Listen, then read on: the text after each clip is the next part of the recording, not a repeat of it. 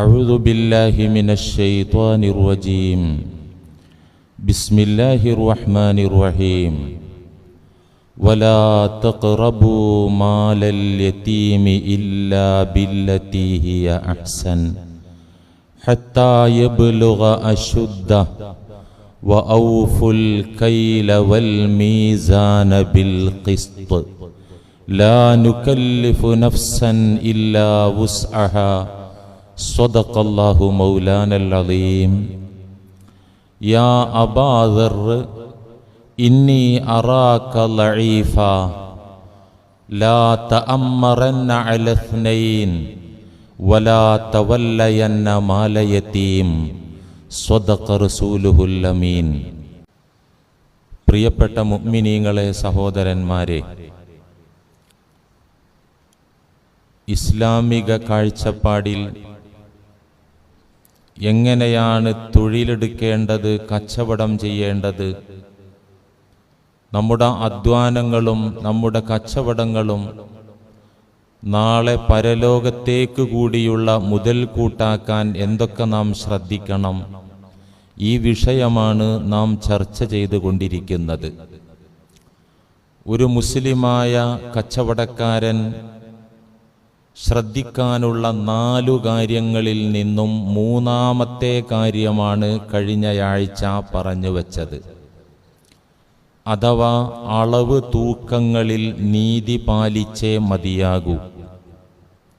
ഒരിക്കലും അളവിലോ തൂക്കത്തിലോ കൃത്രിമം കാണിക്കാൻ പാടില്ല. അങ്ങനെ ആരെങ്കിലും കാണിച്ചാൽ അതുകൊണ്ട് ലാഭമല്ല, ഗുണമല്ല വരിക, വൈലായിരിക്കും, അള്ളാഹുവിൽ നിന്നുള്ള കനത്ത നാശമായിരിക്കും, മരണാനന്തരം നരകത്തിലെ വൈലെന്ന തെരുവായിരിക്കും കിട്ടുക എന്നും, അളവിലും തൂക്കത്തിലും കൃത്രിമം കാണിക്കുന്നവർ യഥാർത്ഥ മുസ്ലിമീങ്ങളോ മുഅ്മിനീങ്ങളോ അല്ല എന്നും, ഈമാനുള്ള ആളുകൾക്ക് അത് ചെയ്യാൻ സാധിക്കില്ല എന്നും പ്രമാണങ്ങൾ ഉദ്ധരിച്ച് കഴിഞ്ഞയാഴ്ച ഇവിടെ വിശദീകരിച്ചു. ഇന്ന് ഇൻഷാ അല്ലാഹ് ഈ 3-ാമതായി പറഞ്ഞ കാര്യത്തിൻ്റെ ചില അനുബന്ധ വിഷയങ്ങൾ കൂടിയാണ് പറയാൻ ഉദ്ദേശിക്കുന്നത്. ഇക്കാര്യത്തിൽ വ്യക്തമായ നിർദ്ദേശങ്ങളടങ്ങുന്ന ശക്തമായ താക്കീതുകൾ ഉൾക്കൊള്ളുന്ന 4 ആയത്തുകൾ ഇവിടെ ഉദ്ധരിച്ച് വിശദീകരിച്ചു. കച്ചവടക്കാർ അളവിലും തൂക്കത്തിലും വെട്ടിപ്പും തട്ടിപ്പും നടത്തുന്നതിൻ്റെ വിഷയവുമായി ബന്ധപ്പെട്ട് അല്ലാഹു ഖുർആനിൽ അവതരിപ്പിച്ച 4 ആയത്തുകൾ ഇവിടെ പറഞ്ഞു കഴിഞ്ഞു. ഒരൊറ്റ ആയത്തും കൂടെ സന്ദർഭോചിതമായി ഉണർത്തുകയാണ്. സൂറത്തുൽ അൻആമിൻ്റെ 152-ാമത്തെ ആയത്ത്. അതിലും അല്ലാഹു ഈ കാര്യമാണ് പറയുന്നത്. വലാ തഖറബൂ മാലൽ യതീമി ഇല്ലാ ബില്ലതീ ഹിയ അഹ്സൻ ഹത്താ യബ്ലുഗ അശുദ്ദ വഔഫുൽ കൈല വൽ മീസാന ബിൽ ഖിസ്ത് ലാ നുകല്ലിഫു നഫ്സൻ ഇല്ലാ വുസ്അഹാ. അൻആം 152. അല്ലാഹു ഇവിടെ സാമ്പത്തിക കുറ്റകൃത്യങ്ങളിൽ നിന്ന് നാം രക്ഷപ്പെടാൻ വേണ്ടത് പറഞ്ഞു തരുന്നു. ഈ ആയത്ത് തുടങ്ങുന്നത് യതീമുകളുടെ ധനവുമായി ബന്ധപ്പെട്ട കാര്യം പറഞ്ഞിട്ടാണ് തുടങ്ങുന്നത്. എങ്ങനെ പറയുന്നത് അല്ലാഹു? വലാ തഖറബൂ മാലൽ യതീമി ഇല്ലാ ബില്ലതീ ഹിയ അഹ്സൻ. നിങ്ങൾ യതീമിന്റെ ധനം കൈയിട്ട് വാരരുത് എന്നല്ല പറയണേ. നിങ്ങൾ യതീമിന്റെ ധനം തിന്നരുതേ എന്നല്ല പറയണേ. പിന്നെന്താ പറയണേ? വലാ തഖറബൂ മാലൽ യതീമി. യതീമിന്റെ സ്വത്തിലേക്ക്, ധനത്തിലേക്ക്, പണത്തിലേക്ക് നിങ്ങൾ അടുത്തു പോകരുത്. അതിന്റെ 4 അയലത്തേക്ക് പോലും നിങ്ങൾ പോകരുത്. കാരണം അത് തീയാണ്. തീയിൽ വീണില്ലെങ്കിലും അടുത്തു പോയാലും അതിന്റെ ബുദ്ധിമുട്ടുണ്ടാവുമല്ലോ. വലാ തഖറബു മാലൽ യതീമി, യതീമിന്റെ സമ്പത്തിന്റെ അയലത്തേക്ക് പോലും അടുത്തേക്ക് പോലും നിങ്ങൾ അടുത്തു പോകരുത്. ഇല്ലാ ബില്ലത്തി ഹിയ അഹ്സൻ, അടുക്കുകയാണെങ്കിൽ ഏറ്റവും മെച്ചമായ കൈകാര്യം കൊണ്ടടുക്കാം. നല്ല കെയറിങ്ങിന് പറ്റുമോ അപ്പൊ അടുക്കാം. ഇല്ലാ ബില്ലത്തി ഹിയ അഹ്സൻ, ഏറ്റവും മെച്ചപ്പെട്ട രീതിയിലല്ലാതെ ആ അനാഥ മക്കൾക്ക് ഏറ്റവും ഗുണകരമാകുന്ന വിധത്തിലല്ലാതെ യതീമിന്റെ ധനത്തിലേക്ക് നിങ്ങൾ അടുത്തുപോലും പോകരുത്. യതീമിന്റെ ധനം അറിഞ്ഞോ അറിയാതെയോ വയറ്റിലെത്തിയാൽ ഇന്നമാ യഅകുലൂന ഫീ ബുതൂനിഹിം നാറാ വസയസ്ലൗന സഈറാ. മറ്റൊരിടത്ത് ഖുർആൻ പറയുന്നു, അവർ വയറ്റിനകത്തേക്ക് കടത്തിവിട്ടത് തീയാണ്, അവർ ഭുജിച്ചത് അഗ്നിയാണ്. ഈ ലോകത്ത് തന്നെ തീ തിന്നാൽ എന്താ അവസ്ഥ? ഇരിക്കപ്പുറതി ഉണ്ടാവൂല, കിടക്കപ്പുറതി ഉണ്ടാവൂല, അകത്ത് തീയാണ്. തീർന്നില്ല, വസയസ്ലൗന സഈറാ, നാളെ പരലോകത്ത് നരകത്തിലിട്ട് അത്തരക്കാരെ പൊരിച്ചെടുക്കുമെന്ന് ഖാലല്ലാഹു അസ്സ വജൽ. അല്ലാഹു കാക്കട്ടെ. ഇനി തിന്നണ്ട, യതീമിന്റെ ധനം കൈയിട്ട് വാരി തിന്നണ്ട. വേറെ ചില കുറ്റങ്ങളുണ്ട്. അതെന്താണ്? യതീമുകൾക്ക് നൽകാതെ തടഞ്ഞു വെക്കുക, പിടിച്ചു വെക്കുക. ഒരാൾ എൻ്റെ കയ്യിൽ 5000 രൂപ ഏൽപ്പിച്ചു. ഈ മഹലിലുള്ള ആൾക്കാര് പലരും ഏൽപ്പിക്കുന്നുണ്ട്. കഴിഞ്ഞ ആഴ്ച ഒരാൾ 3000 തന്നു. ഉസ്താദ് അറിയണ എല്ലാ യതീമിങ്ങൾക്കും ബുദ്ധിമുട്ടുണ്ടാവില്ല. ചില നാടുകളിൽ യതീം മക്കൾക്ക് നേർച്ചയാക്കിയിട്ട് ആളെ കിട്ടാത്ത അവസ്ഥ വരെയുണ്ട്. അപ്പൊ ഏറ്റവും അർഹതയുള്ള യതീമിന് കൊടുക്കണം എന്ന് പറഞ്ഞ് കഴിഞ്ഞ ആഴ്ച 3000 രൂപ ഒരു സഹോദരൻ തന്നു. അള്ളാഹു കബൂലാക്കട്ടെ. അത് കൊടുക്കുകയും ചെയ്തു. ഇത് എൻ്റെ കയ്യിൽ ഒരാൾ 5000 കൊടുന്നു തന്നു, എൻ്റെ മുന്നിൽ യതീമുണ്ട്. ഞാനത് ആ 5000ന്റെ ഭംഗിയും കണ്ട് അവിടെ ഇരിക്കട്ടെ, ഇതിനേക്കാൾ നല്ലൊരു യതീം വരുമ്പോ നോക്കാന്ന് പറ്റി എങ്ങനെ സ്വന്തം കാര്യത്തിലുണ്ട് ചിലർക്ക് പിഷ്ക്. സ്വന്തം കാര്യത്തിൽ പോലും ആവശ്യത്തിന് പണം ഉണ്ടായിട്ട് ചെലവഴിക്കാതെ കെട്ടിപ്പൂട്ടി അതിലേക്ക് നോക്കി സുഖിക്കുന്ന അറുപിഷ്കന്മാരുണ്ട്. പിന്നെ ഒരു അർദ്ധപിഷ്കന്മാരുണ്ട്. ഇസ്ലാമിന്റെ കാഴ്ചപ്പാടിൽ അവരും പിഷ്കന്മാരാ. സ്വന്തം കാര്യത്തിന് എന്തോരം ചെലവാക്കും. അയൽക്കാരന്റെ ആവശ്യം, ബ്ലഡ് റിലേഷനിൽപ്പെട്ട പെങ്ങൾ ഇടങ്ങാറാകുന്നുണ്ട്, അതൊന്നും കാണൂല, എന്നിട്ട് പിഷ്കി വെച്ചിട്ട് അതിലേക്ക് നോക്കി ചിരിക്കണ പിഷ്കം. ഇതുപോലെ യതീമിന്റെ ഫണ്ട് കയ്യിലെത്തി, ഒരു കമ്മിറ്റിയുടെ കയ്യിലെത്തി, അല്ലെങ്കിൽ ഒരു വ്യക്തിയുടെ കയ്യിലെത്തി, അത് ചെലവഴിക്കാതെ കെട്ടിപ്പൂട്ടി വെക്കുക. അത് കൊടുത്തു തീർന്നാൽ തീരൂലേ, അവിടെ ഇരിക്കട്ടെ, ഇൻവെസ്റ്റ് ആയിട്ട് ലക്ഷങ്ങള് അവിടെ കിടക്കട്ടെ, ആ ലക്ഷങ്ങള് യതീമീങ്ങളുടെ പണം എന്നുള്ള രീതിയിൽ പിടിച്ചു വെക്കുന്ന ഏർപ്പാട് അബൂജഹിലിന്റെ സ്വഭാവമാണ്, അബൂബക്കറിന്റെ സ്വഭാവമല്ല റളിയല്ലാഹു അൻഹു. അബൂജഹിലിനെ അല്ലാഹ് ആക്ഷേപിച്ചത് ഈ കാര്യത്തിലാ. ഏത് കാര്യത്തില്? യതീമിന്റെ പൈസ കയ്യിലുണ്ടായി, എന്നിട്ട് യതീമിനത് കൊടുക്കാതെ അവിടെ പിടിച്ച് പിശുക്കി വെച്ചു. ഈ കാര്യത്തിൽ അല്ലാഹ് അബൂജഹിലിനെ വഴക്ക് പറയുന്നുണ്ട്. സൂറത്തുൽ മാഊനിൽ അതാ ഫദാലികല്ലദീ യദുഉൽ യതീം, അനാഥനെ അവഗണിച്ച്, അനാഥയെ തടഞ്ഞു വെച്ച്, അനാഥയെ പടിയടച്ച് പിണ്ടം വെച്ച ദുഷ്ടനാണിവൻ. ഫദാലികല്ലദീ യദുഉൽ യതീം, യതീമിനെ തിരിഞ്ഞു നോക്കേണ്ട ഘട്ടം വന്നിട്ട് തിരിഞ്ഞു നോക്കാൻ പറ്റിയിട്ട് കയ്യിൽ ഫണ്ട് ഉണ്ടായിട്ട് പടിയടച്ച് പിണ്ടം വെച്ച ദുഷ്ടൻ അബൂജഹൽ എന്ന് പരിശുദ്ധ ഖുർആനില് വഴക്ക് പറയുന്നുണ്ട് പടച്ച തമ്പുരാൻ അബൂജഹലിനെ. എന്ത് കേസ്? ഒരു അനാഥക്കുട്ടി ഉണ്ടായിരുന്നു അന്ന് മക്കയില്, പച്ചപ്പാവം. ആ കുട്ടിയുടെ സംരക്ഷണം അബൂജഹിൽ ഏറ്റെടുത്തു. അബൂജഹിൽ എന്ന് പറഞ്ഞാൽ അയാളെ പേര്, ഉമ്മിൻ ബാപ്പിയിട്ട പേര് അബൂജഹിൽ എന്നല്ല, വിഡിത്തത്തിന്റെ തന്താന്നാണ് അബൂജഹിലിന് അർത്ഥം. ഉമ്മിൻ ബാപ്പിയും വെച്ച പേര് അമ്രുനാ, അമ്രുബിനു ഹിഷാം. അബൂജഹലിന്റെ തന്തന്റെ പേര് ഹിഷാം ആയിരുന്നു, അമ്രുബിനു ഹിഷാം. മക്കക്കാരയാൾ അബുൽ ഹക്കം എന്തായിരുന്നു സ്ഥാനപ്പേരായിട്ട് വിളിച്ചിരുന്നത്. ഈ വിഡ്ഢിപ്പിതാവ് എന്ന് പേരിട്ടത് റസൂലുള്ളാഹി സ്വല്ലല്ലാഹി അലൈഹി വസല്ലമയാണ് അബൂജഹൽ എന്ന് പേരിട്ട് വിളിച്ചത്. ഈ ചങ്ങാതിയുടെ സംരക്ഷണത്തിൽ ഒരു എത്തിക്കുട്ടി ഉണ്ട്. ഇതിന്റെ കുടുംബക്കാര് കുറച്ച് ഫണ്ടും കുട്ടിയെ ഏൽപ്പിച്ചിട്ട് പറഞ്ഞു ആവശ്യത്തിന് ഈ കുഞ്ഞിന് കൊടുത്തേക്കണം എന്ന് പറഞ്ഞു. അത് മേടിച്ചു വെച്ചു അബൂജഹൽ.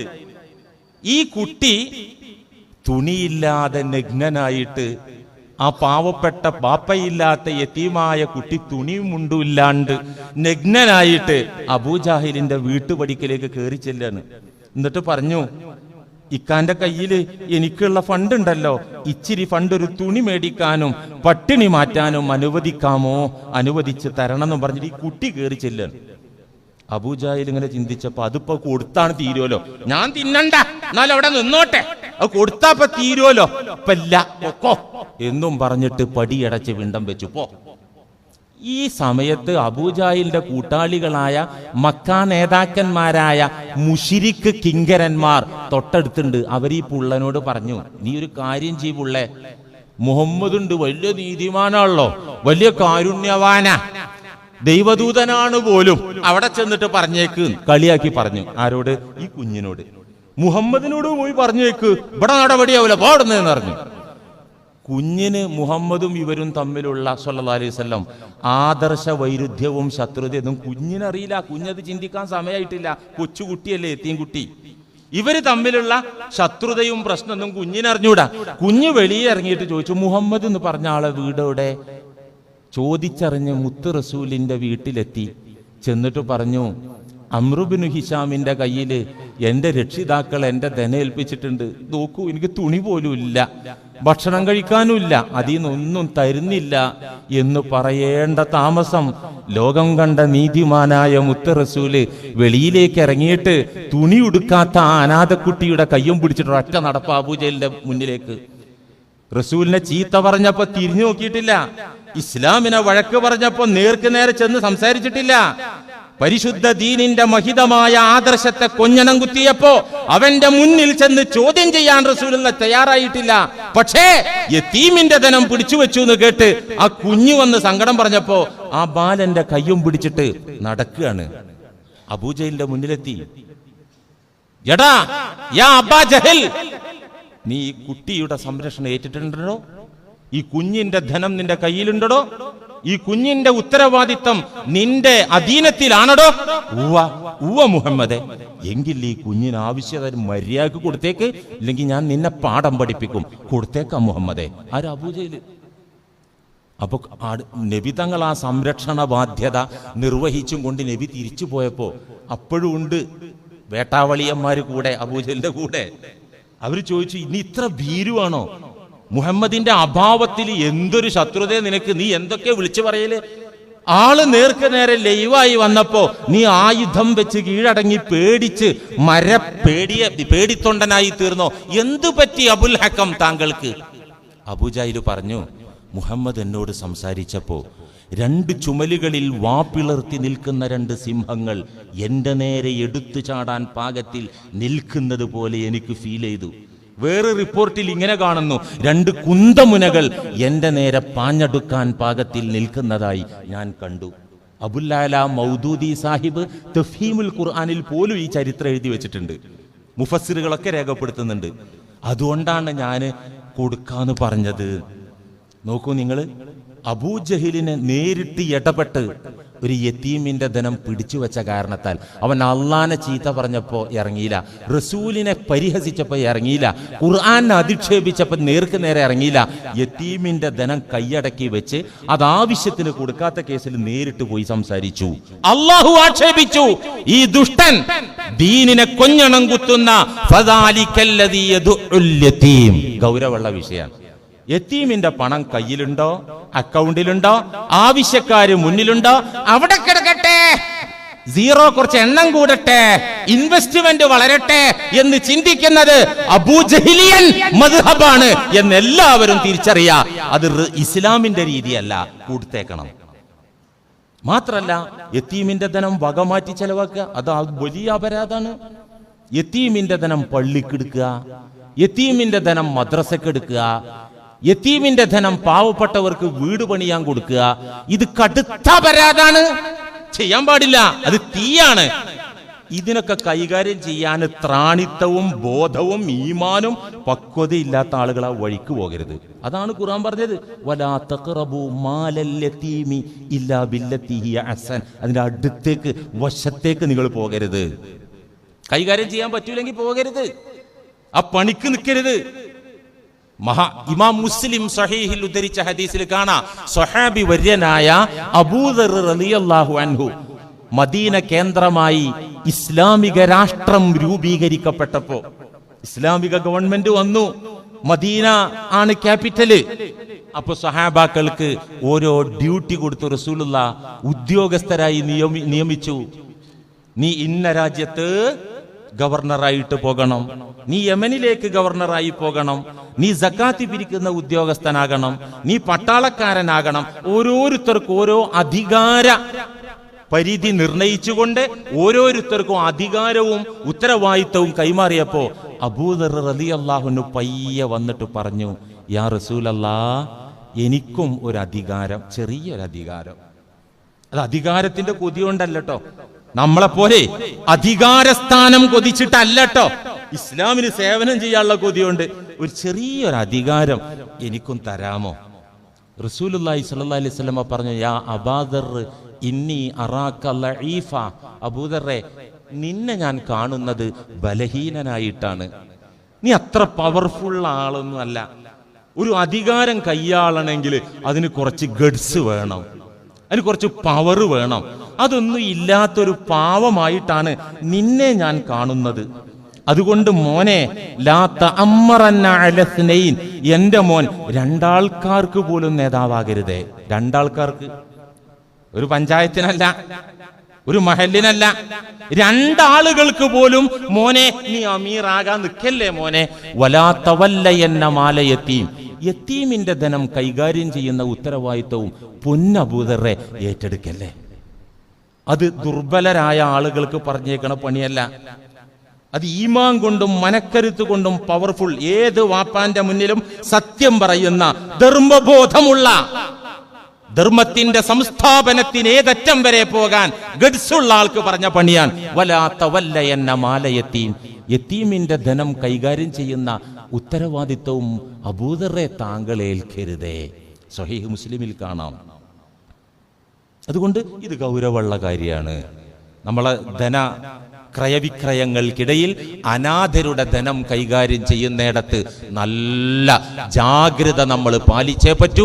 ഇല്ലെങ്കിൽ നമ്മൾ അധ്വാനിച്ചുണ്ടാക്കിയ നമ്മുടെ സ്വത്തിന് പോലും ഈ തീ കീറും. തീ അങ്ങനെയല്ലേ? ഒരു മുണ്ടിലല്ലേ തീ പിടിച്ചത്, വേറെ എവിടെയും പിടിച്ചില്ലാറിന് നിൽക്കാൻ പറ്റുമോ? മുണ്ട് പിടിച്ചാൽ തല വരെ കത്തും. അതാ തീന്റെ സ്വഭാവം. അതിപ്പോ മുണ്ടിലല്ലേ, കുഴപ്പമില്ലാറിന് നിൽക്കുവോ? ആള് തട്ടിപ്പോവും, വെണ്ണീറായി പോവും. ഇതാണ് തീ. അപ്പൊ ഇങ്ങനെ കൈകാര്യം ചെയ്യുന്നിടത്ത് അലംഭാവം കാണിച്ചാൽ നമ്മുടെ വീട്ടിലേക്കും കുടുംബത്തിലേക്കും സ്വത്തിലേക്കും അതിന്റെ ആ തീ പടർന്ന് സർവനാശം, സംഹാര താണ്ഡവം അവിടെ സംഭവിക്കും. അള്ളാഹു കാക്കട്ടെ. ഈ ആയത്ത് അള്ളാഹു യതീമിന്റെ ധനം പറഞ്ഞ അതിന്റെ വിഷയം പറഞ്ഞിട്ട് പിന്നെ പറയുന്നത്, വഔഫുൽ കൈല വൽ മീസാന ബിൽ ഖിസ്ത്, അളവിലും തൂക്കത്തിലും നിങ്ങൾ നീതി കാണിക്കണേ. അത് കൊടുക്കുമ്പോൾ, അളന്നു കൊടുക്കുമ്പോൾ കൃത്യമായി അളക്കണേ.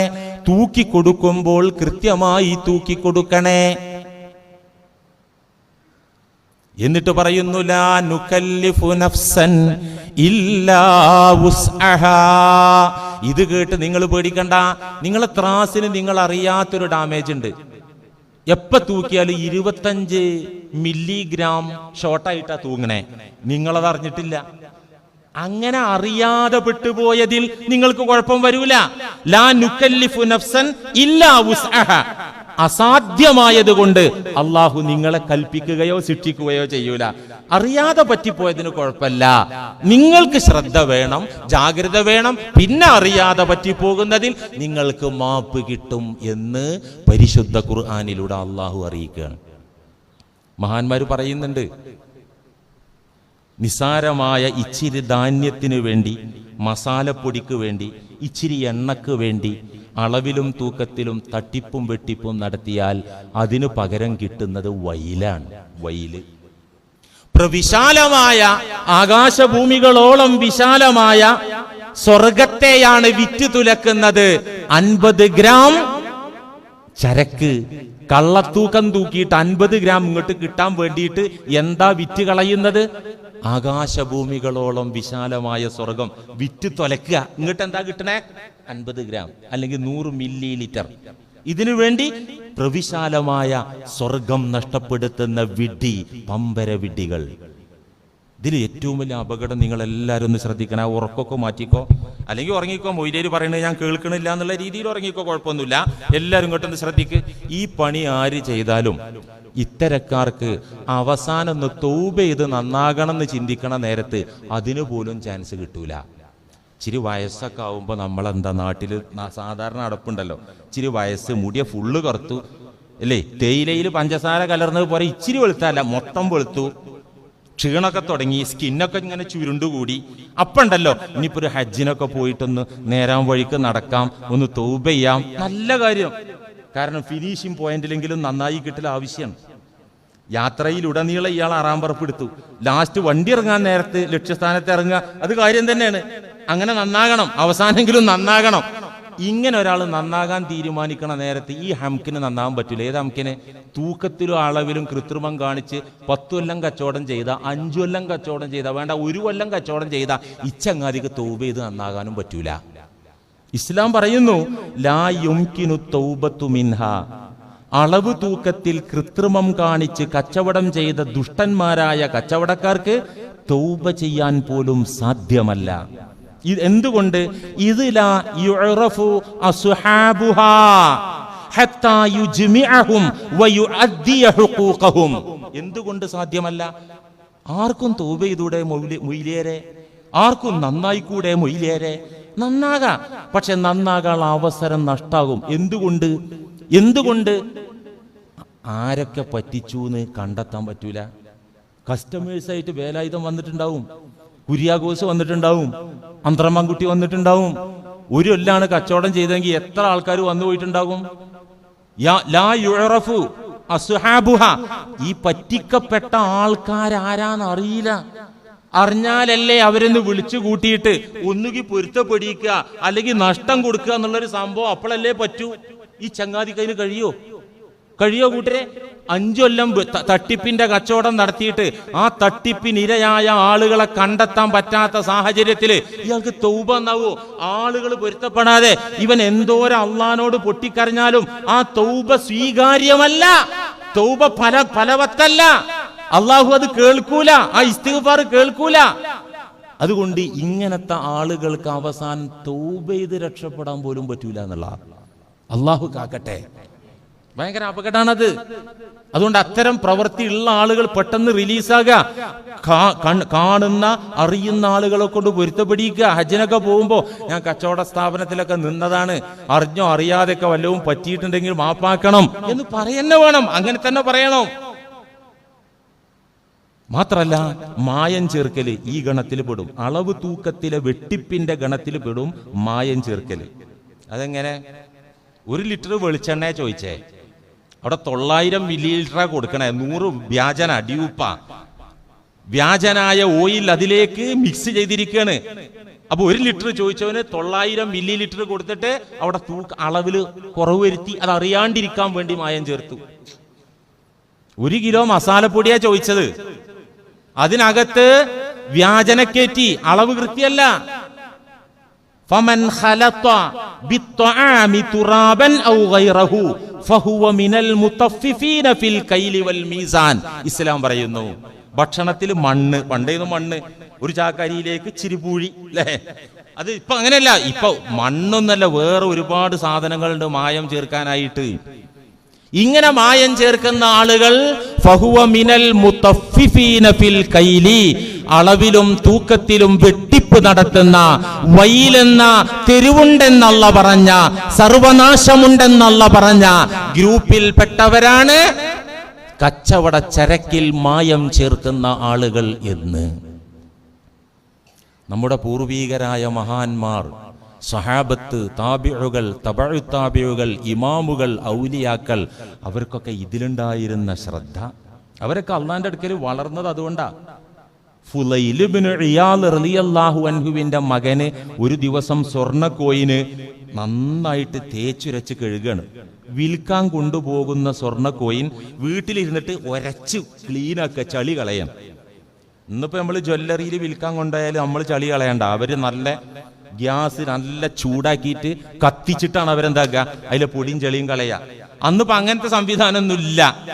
അവിടെ ചെന്ന് കഴുകിയാൽ അത്ര ക്ലിയർ. ഇത് കൊണ്ടുപോകുന്ന സമയത്ത് തന്നെ ഫുലൈൽ ഇബ്നു ഇയാദ് തങ്ങളുടെ മോനെ വിൽക്കാൻ കൊണ്ടുപോകുന്നതിന്റെ മുമ്പ് ആ ചളി ഇങ്ങനെ കഴുകി കളയാൻ. ഇത് വാപ്പ, മഹാജ്ഞാനിയായ വാപ്പ കാണുകയാണ്. അടുത്ത് വന്നിട്ട് പറഞ്ഞു, മോൻ വിൽക്കാൻ കൊണ്ടുപോകുന്ന സ്വർണത്തിലെ ചളി കഴുകി കളയുന്നത് കണ്ടപ്പോൾ പറഞ്ഞു, യാ ബുനയ്യ ഫിഅലുക ഹാദാ അഫ്ളലു മിൻ ഹജ്ജതൈനി വഇശ്രീന ഉംറ. എന്റെ മോൻ ഈ ചെയ്യണ പണി ഉണ്ടല്ലോ, എന്താ ചെയ്യണ പണി? വിൽക്കാൻ കൊണ്ടുപോകുന്ന സ്വർണത്തിലെ ചളി കഴുകി കളയാ. ഇത് അഫ്ളലു മിൻ ഹജ്ജതൈനി, 2 ഹജ്ജിലേറെ കൂലി കിട്ടുന്ന പണിയാ. വഇശ്രീന ഉംറ, 20 ഉംറ ചെയ്യുന്നതിനേക്കാൾ കൂലി കിട്ടുന്ന പണിയാണ് എന്റെ മോൻ ഈ ചെയ്യണേ. നമ്മൾ അതിന് എന്ത് വില കണ്ട ഇതുവരെ? പൂർവികർ കണ്ട വില അത്. ഹജ്ജ് ഉംറയും ചെയ്തിട്ട് കിട്ടാനുള്ള എന്താ? വിശുദ്ധി. ഈ വിശുദ്ധി നാട്ടിൽ തന്നെ ഉണ്ടായാൽ പിന്നെ അള്ളാഹ് പറഞ്ഞത് കേട്ടിട്ട് ഹജ്ജിനും ഉംറക്കും പോയാൽ മതി. അവിടുന്ന് പ്രത്യേകിച്ചും കിട്ടാനൊന്നുമില്ല. അതാണ് ആ പറഞ്ഞതിനർത്ഥം. എന്റെ മോനെ ഈ ചെയ്യണ പണി 2 ഹജ്ജിനേക്കാൾ 20 ഉംറയേക്കാൾ പുണ്യം കിട്ടുന്ന പണിയാണ്. ഒരു മഹാജ്ഞാനി ചോദിക്കുന്നുണ്ട്, മുസ്ലിമീങ്ങളിൽ കള്ളസത്യം ചെയ്ത് ലാഭമുണ്ടാക്കാൻ കച്ചവടം ചെയ്യുന്ന മുസ്ലിമീങ്ങൾ, ചില്ലറ ലാഭം കിട്ടാനായി അളവ് തൂക്കത്തിൽ കള്ളത്തരം കാണിക്കുന്ന മുസ്ലിമീങ്ങൾ, രാത്രി വന്ന് എങ്ങനെയാണ് അവർ കിടന്നിട്ട് ഉറക്കം വരുന്നത്? മനസ്സിലായില്ല? ഈ പണി ചെയ്തിട്ട് രാത്രി വീട്ടിൽ വന്നിട്ട് കിടന്നിട്ട് എന്തുകൊണ്ടാണ് അവർക്ക് ഉറക്കം വരണേ? ഉത്തരം വ്യക്തമാണ്. ഉറക്കം വരാൻ എന്താ കാരണം? ഈമാനില്ല, അതുകൊണ്ടാണ് ഉറക്കം വരുന്നേ. റസൂലുള്ളാഹി പറഞ്ഞല്ലോ, ഹാസിബു അൻഫുസകും ഖബ്ല അൻ തുഹാസബു വസിനു അൻഫുസകും ഖബ്ല അൻ തുസനു. നിങ്ങളൊന്ന് തൂക്കി റെഡിയാക്കണം. എന്നാ അവിടുത്തെ തൂക്കത്തിൽ നിങ്ങൾ രക്ഷപ്പെടും. അവിടുത്തെ തൂക്കും, ഏതായാലും തൂക്കും. ഓരോ വാക്കും, ഓരോ നോക്കും, ഓരോ പ്രവൃത്തിയും തൂക്കും. ആ തൂക്കത്തിൽ നിങ്ങൾക്ക് രക്ഷ കിട്ടണമെങ്കിൽ നിങ്ങൾ ഇവിടുന്ന് തൂക്കി റെഡിയാക്കിയിട്ട് പോകണം എന്നാണ് ആ പറയണേ. ഇത് വലിയ കുറ്റാണ്. ഇമാം വസ്സാലി റഹിമഹുല്ല ഇഹിയയിൽ ഒരു ചരിത്രം പറയുന്നുണ്ട്. ഒരു നാട്ടില് പെൺവേഷം കെട്ടി നടക്കുന്ന ഒരാണുണ്ടായിരുന്നു. ആണ് അത് ഇസ്ലാമിന്റെ കാഴ്ചപ്പാട് വലിയ തെറ്റാണ്. ഇന്നിപ്പോ അത് പ്രസംഗിക്കാൻ പോലും പാടില്ല അല്ലേ? ഈ ഹിജടകൾ അല്ലെങ്കിൽ അങ്ങനത്തെ ആളുകളുണ്ടല്ലോ, ട്രാൻസ്ജെൻഡേഴ്സ്, അങ്ങനത്തെ ഒരു വിഭാഗം ഉണ്ട് നമ്മളെ നാട്ടില്. അത് പിന്നെ പ്രകൃതിയാൽ തന്നെ അവരെ അള്ളാഹ് അങ്ങനെ പഠിച്ചാണ്, കുറ്റം പറയാൻ പാടില്ല. ചില ആണുങ്ങൾക്ക് പെൺവേഷം കെട്ടി നടക്കാൻ ഇഷ്ടമുണ്ടാവും. അവരാണെന്നെ ആയിരിക്കും, പെണ്ണുങ്ങൾക്ക് ആൺവേഷം കെട്ടി നടക്കാൻ. ഇത്തരക്കാരെ അള്ളാഹു ശപിച്ചിരിക്കുന്നു എന്ന് മുത്ത് റസൂൽ സല്ലല്ലാഹു അലൈഹി വസല്ലം. ആണ് പെൺവേഷം കെട്ടുക, പെണ്ണ് ആൺവേഷം കെട്ടുക. ഒരു നാട്ടില് പെൺവേഷം കെട്ടി നടക്കുന്ന ഒരു പുരുഷനുണ്ടായിരുന്നു. അയാൾ മരിച്ചപ്പോ ആ നാട്ടിലെ ആദരണീയരായ പരമഭക്തരായ പണ്ഡിത ശ്രേഷ്ഠരായ മഹാൻ ജനാസ നിസ്കരിക്കാൻ വന്നു. ഇയാൾ ജനാസ നിസ്കരിക്കാൻ വന്നപ്പോൾ ഇയാൾ പരസ്യത്തമ്മാടിയല്ലേ, കാരണം ഈ പെൺവേഷം കെട്ടി നാട്ടിൽ കൂടി നടക്കുന്ന ആളായിരുന്നു. അള്ളാന്റെ ശാപം ഏൽക്കും എന്ന് പറഞ്ഞ കുറ്റാണത്. ഇദ്ദേഹം ജനാസ നിസ്കാരത്തിന് ആ നാട്ടിലെ മഹാൻ വന്നപ്പോ ഫഖീല ലഹു ഇന്നഹു ഖദ് കാന ഫാസിഖ. പരസ്യത്തമ്മാടിയായിരുന്നല്ലോ. നിങ്ങളെപ്പോലത്തെ ആൾക്കാർ എന്തിനാ മയ്യത്ത് നിസ്കരിക്കാൻ വരുന്നേ? ശരിയാണത്. പരസ്യത്തമ്മാടികളുടെ മേലിലും പരസ്യ പുത്തൻവാദികളുടെ മേലിലും ആലിമീങ്ങൾ മയ്യത്ത് നിസ്കരിക്കുന്നിടത്ത് മാറി നിൽക്കലാ നല്ലത്. എന്തിന്? സമൂഹത്തിന് ഒരു മെസ്സേജ് കൊടുക്കാൻ. ചത്തുപോയാല് നിസ്കരിക്കാൻ നല്ല ആൾക്കാരെ പോലും കിട്ടൂല എന്നുള്ള ഒരു മെസ്സേജ് കൊടുക്കാൻ. എല്ലാവരും മാറണമെന്നല്ല, ഇങ്ങനൊരു നിയമം ഇസ്ലാമിലുണ്ട്. ഇത് കണ്ട് ആളുകൾ വന്നിട്ട് പറഞ്ഞു, ഇന്നഹു കാന ഫാസിഖ, ഇയാൾ പരസ്യത്തമ്മാടിയായിട്ട് നിങ്ങൾ എന്തിനായി നിസ്കരിക്കാൻ വന്നേക്കണേ? അദ്ദേഹം മൈൻഡ് ചെയ്തില്ല.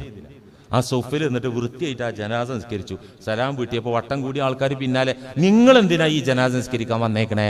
വീണ്ടും ചോദിക്കുക. അപ്പൊ അദ്ദേഹം പറഞ്ഞു, ഈ മരിച്ചുപോയ മനുഷ്യന് അളവ് തൂക്കത്തിൽ തട്ടിപ്പ് നടത്തിയവനൊന്നും അല്ലല്ലോ, അളവ് തൂക്കത്തിൽ തട്ടിപ്പ് നടത്തിയവനൊന്നുമല്ലല്ലോ. ഇദ്ദേഹം ഒരു തെറ്റ് ചെയ്തിട്ടുണ്ട്, അത് അള്ളാഹിനോട് ചെയ്ത തെറ്റാണ്. മരിക്കണീന്റെ മുമ്പ് ആ അസുഖത്തിൽ കിടന്ന നേരത്ത് പഠിച്ചവനെ ഞാൻ ഈ പെൺകോലം കെട്ടി നടത്തുന്നതിനോട് മാപ്പാക്കണേ എന്ന് ഒന്ന് പൊട്ടിക്കരഞ്ഞിട്ടുണ്ടെങ്കിൽ തീരാവുന്ന പ്രശ്നം ഇപ്പൊ അതുള്ളൂ. അത് അയാൾ ചെയ്തോ ചെയ്തില്ല, ഞാൻ അറിഞ്ഞില്ല, നിങ്ങൾ അറിഞ്ഞില്ല, ഞാൻ അതിനെ അപേക്ഷിക്കാനാ വന്നത്. പഠിച്ചവനെ ആ സാധുവിന് പൊറുക്കണേ. നേരെ മറിച്ച് തട്ടിപ്പ് നടത്തുന്ന കച്ചവടക്കാരനായിരുന്നു അയാളെങ്കിൽ 1000 ജനാസ നിസ്കരിച്ചാലും അള്ളാഹു ആ മനുഷ്യനെ വെറുതെ വിടൂല. അങ്ങനത്തെ പണിയൊന്നും അവൻ ചെയ്തിട്ടില്ലല്ലോ, അതുകൊണ്ടാണ് നിസ്കരിക്കാൻ വന്നത്. എന്ന് വെച്ചാൽ കച്ചവടത്തിൽ തെമ്മാടിത്തരം ചെയ്യുന്നവന്റെ മേലിൽ നിസ്കരിക്കാൻ നല്ല ആൾക്കാർ പോലും പോകരുത്. വേറെ ഇച്ചിരി അറാമ്പറപ്പ് ഉണ്ടെങ്കിലും പോകണം എന്നാണ് ഈ മെസ്സേജ്. എന്തുകൊണ്ട് അളവ് തൂക്കത്തിലെ കൃത്രിമം ഇത്ര വലിയ അപരാധമായി കൂട്ടരെ? അതിൽ അക്രമമുണ്ട്, അതിൽ അനീതിയുണ്ട്, അതിൽ ചതിയുണ്ട്. ഇതിൽ നിന്നൊക്കെ മാറി സത്യസന്ധമായി ബിസിനസ് ചെയ്യുന്നവർക്കാണ് സിറാത്ത് എന്ന പാലത്തിന്റെ മീതെ സ്വർഗത്തിലേക്ക് ഓടിച്ചെല്ലാൻ കഴിയൂ. സിറാത്ത് പാലം എങ്ങനെയാണ്? അഹദ്ദു മിന സൈഫി, വാളിനേക്കാൾ മൂർച്ചയുള്ളതാണ്. അദഖു മിന ശഅരി, മുടിയേക്കാൾ നേർത്തതാണ്. ആ പാലത്തുമ്മ കയറിയിട്ട് സുന്ദരമായിട്ട് നടന്നു പോകാൻ പറ്റണമെങ്കിൽ ഇക്കാര്യങ്ങൾ ശ്രദ്ധിച്ചവർക്ക് മാത്രമേ സാധിക്കൂ എന്ന് മഹാന്മാർ പറഞ്ഞു തരുന്നുണ്ട്. അള്ളാഹു അതിന് തൗഫീഖ് നൽകട്ടെ. ബിസിനസ്സിൽ സത്യസന്ധത പാലിക്കാൻ അള്ളാഹു നമ്മയൊക്കെ സഹായിക്കട്ടെ. 3 കാര്യം